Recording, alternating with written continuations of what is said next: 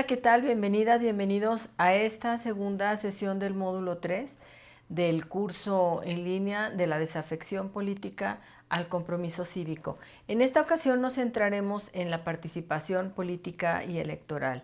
Ya hemos revisado de alguna manera el concepto de participación política y bueno, hacer referencia a todo aquello, a todo el proceso que implica el ejercicio precisamente de los derechos políticos, en donde los miembros de una comunidad deciden sobre el sistema de gobierno, eligen a sus representantes, toman decisiones, transforman las condiciones de vida, ejercen cargos de representación, etcétera. Participan en la elaboración de normas y de políticas públicas.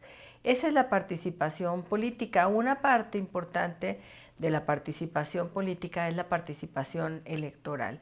Y ahí nos detendremos ahora y empezaremos a pensar de cara al próximo proceso electoral cómo podemos fortalecer, cómo podemos entender más el fenómeno electoral en México, el perfil del electorado, para pues atraer precisamente más votantes, participar de manera más crítica y fortalecer las posibilidades del ejercicio de los derechos políticos. Digamos, esta participación político-electoral se ejerce, es un continuo, no es solamente el momento de ir a votar. Incluye pues también la participación en la promoción del voto para elegir a los representantes, el monitoreo de candidaturas, de partidos y de plataformas electorales, la vigilancia de los comicios y la observación electoral, la participación como funcionario electoral y el ejercicio del derecho a ser votado y a asociarse con algún partido político. Ya una vez terminados los comicios, los derechos políticos y la participación política no termina, sino que hay que continuar con un proceso de rendición de cuentas, de evaluación del quehacer de los gobernantes que hemos elegido y incluso en desarrollar estrategias para incidir en las decisiones públicas. ¿Cómo es el perfil de los votantes? ¿Quién vota? ¿En dónde se carga la balanza? ¿Cuáles son nuestras áreas de oportunidad en México? Hay varios estudios que analizaron el comportamiento electoral que se observó en las pasadas elecciones presidenciales del 2024. Un conjunto de rasgos sociodemográficos pues nos permiten identificar que el género no hace diferencia, o sea, no hay una situación en la que las mujeres voten más por alguna fuerza política que los hombres, o sea, ahí no hay ningún cambio. Pero en edad sí, hay un impulso electoral, eso lo sabemos, para los primeros votantes y luego decae. La población joven ocupa un importante porcentaje del padrón electoral y no votan todo lo que quisiéramos. Ese va a ser uno de nuestros objetivos en este proceso de fortalecimiento de la participación político y electoral en nuestros ámbitos de intervención y participación. ¿Cómo atraer más a la población joven? Porque votan los que votan por primera vez y luego como que hay un desencanto y disminuye su participación. En las pasadas elecciones se notó que la población joven se inclinó más para votar hacia el candidato de Movimiento Ciudadano. En las pasadas elecciones, pues también se observó que el rango más alto de votación está entre la población, digamos, más activa, que es de 35 a 64 años, y que la población de 65 y más optó en general por votar por Claudia Sheinbaum. Nivel educativo y socioeconómico, que a veces se le ha denominado voto de clase, pues también es interesante lo que pasa en nuestro país. Morena tuvo un mayor respaldo entre personas de menores ingresos y de menor nivel educativo, proveniente de sectores rurales. Ese es como el perfil sociodemográfico del votante de Claudia Sheinbaum, los votantes de Morena dijeron que ganaban entre 1 y 2 salarios mínimos, mientras que los de la alianza opositora pues reportaron en general ganar más de 6 salarios mínimos. Hay una diferencia ahí que por eso se le llama voto de clase, voto socioeconómico. El Movimiento Ciudadano reportó un mayor apoyo entre los votantes de mayor nivel educativo. Esos son datos muy interesantes que nos pueden servir para ir perfilando algunas estrategias desde nuestra localidad, considerando también las particularidades que hay en ella para impulsar las votaciones de otros sectores. Respecto de las actitudes hacia temas políticos y sociales, hay factores que permiten explicar cómo se comportó el voto. Uno de ellos, muy poderoso, es la ideología política que se explora mediante preguntas de autoposicionamiento. Usted se siente más de acá o de acá, de izquierda, de derecha, más conservador, más liberal, pero también hay preguntas relativas a ciertos aspectos sociales que permiten ubicar a las personas en este espectro. Por ejemplo, tenemos en México que el elector promedio se ubica muy cerca del centro. Si hacemos 4 cuadrantes con 2 ejes, un eje que va de lo conservador a lo progresista y el eje horizontal que va de la izquierda a la derecha, pues la mayoría de los votantes en México están ubicados al centro, como pueden observar en la gráfica. Mientras que los votantes por Claudia Sheinbaum están muy cerca de ese promedio nacional y los votantes, quienes votaron por la alianza opositora, pues están en este cuadrante de conservador y de derecha, pero más cargado hacia la derecha. Destaca que en México no hubo una candidatura en el 24 que convocara a personas que se posicionaran dentro de la izquierda progresista. Eso es un dato muy relevante de estos estudios que hacen sobre la participación electoral. En este mismo sentido, bueno, también se preguntó qué sentimientos les despertaba el comunismo y el neoliberalismo. Y no somos un país en donde estas nociones generen mucha emoción, mucha pasión, aunque está mejor posicionado el neoliberalismo que el comunismo, digamos que goza de menos prestigio el comunismo, tampoco son, digamos, nociones que muevan a los mexicanos que acuden a las urnas. Se podría decir que prevalece entre las y los votantes de las pasadas elecciones presidenciales, prevalece un conservadurismo moral, que eso se observa respecto de ciertas preguntas, por ejemplo, su posición ante el matrimonio igualitario, o sea, entre personas del mismo sexo, ante el aborto, ante la igualdad de la mujer o ante los derechos de la población LGTB. Los votantes en México no están muy posicionados hacia estas causas que se identifican precisamente con la izquierda progresista. Entonces por eso estamos ubicados en el centro, porque, bueno, puede ser que alguien tenga una postura más progresista en la dimensión económica, pero en estos temas, digamos, sociales, no tanto. El elector de Movimiento Ciudadano es el que se muestra menos conservador. Los seguidores de la alianza opositora son más antifeministas y son quienes responden afirmativamente a la pregunta: ¿las mujeres utilizan el feminismo para agredir a los hombres o para aprovecharse de ellos? Entonces, este es un panorama interesante respecto a la postura, digamos, de los valores que prevalecen en las y los votantes mexicanos.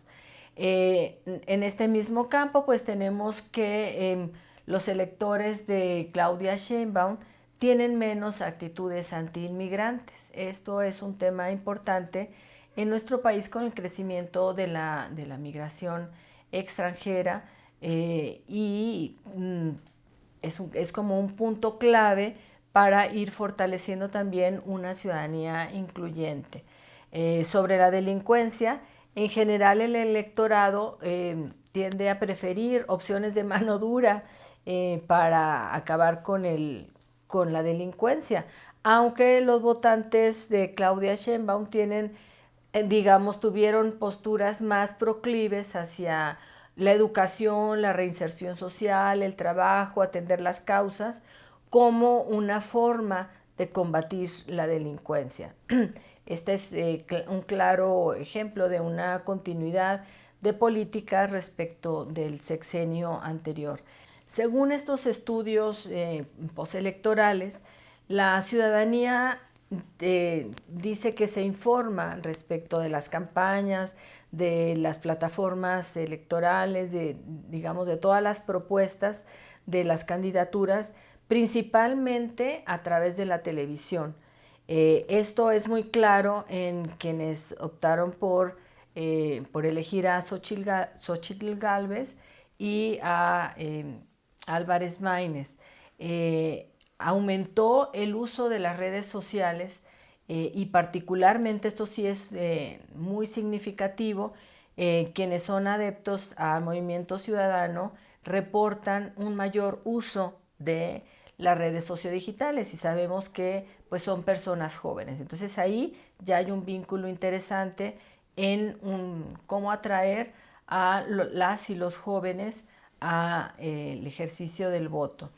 Entonces, en general, el consumo de medios más alto es entre quienes votaron por Movimiento Ciudadano, quienes más dicen informarse a través de los medios tradicionales y a través de los medios digitales. En ese sentido, hemos preparado una cápsula sobre el papel de las redes sociodigitales y otras plataformas en los procesos electorales, porque han cobrado muchísima fuerza en los últimos años. Vamos a trabajar en esa cápsula de manera más profunda esta relación entre los procesos electorales y las redes sociodigitales y con los jóvenes, las y los jóvenes como principales consumidores. La identificación partidista y la ideología son algunas de las claves que explican por qué el triunfo de Claudia Sheinbaum. El mayor impacto para las y los electores fue que se identificaban con Morena, más de un tercio del electorado se identifica con esta fuerza política, simpatizan con la 4T y aprueban el trabajo del presidente. Recuerden que siempre que se hacen estos estudios postelectorales, la evaluación presidencial pues es del presidente saliente. Y si la fuerza que gana es precisamente la oficialista, pues hay una ola, ¿no? Se va acumulando la aprobación presidencial en la opción del electorado. Votan por Morena de todas las ideologías. Esto es un dato muy interesante. No solo votan quienes se posicionan en la izquierda o más hacia el centro, sino que también quienes se posicionan como de derecha y quienes tienen, digamos, una actitudes que se pueden calificar como conservadoras. Esto creció respecto de la elección anterior, es decir, se ha abierto el panorama ideológico y partidista hacia todas las fuerzas. Es una opción convocante, es una opción amplia. Otra clave de la victoria de la presidenta son las intervenciones gubernamentales, particularmente dos: el aumento al salario mínimo y los programas sociales. Los estudios demuestran que quienes gozan de dos o más programas sociales claramente votan por esta fuerza política. Y para las personas siempre ha sido muy importante digamos que el bienestar económico, o sea, que la política se refleje en el bolsillo, no tanto en los indicadores macroeconómicos, sino en el bolsillo. Entonces, si aumenta el salario mínimo, yo me siento contento, considerando también que son los sectores económicamente más desfavorecidos quienes votan por esta fuerza política. Y una tercer clave en este proceso electoral pasado fue el compromiso con la democracia, las actitudes hacia la democracia. Ya hemos analizado que entre las actitudes de afección y desafección, de compromiso o de falta de defensa de la democracia, está el considerar que se puede justificar que un gobernante desaparezca al Congreso y gobierne sin él. Bueno, pues entre los votantes de Morena se observa este rasgo. Hay un compromiso débil con la democracia y justifican que se pueda cerrar el Congreso.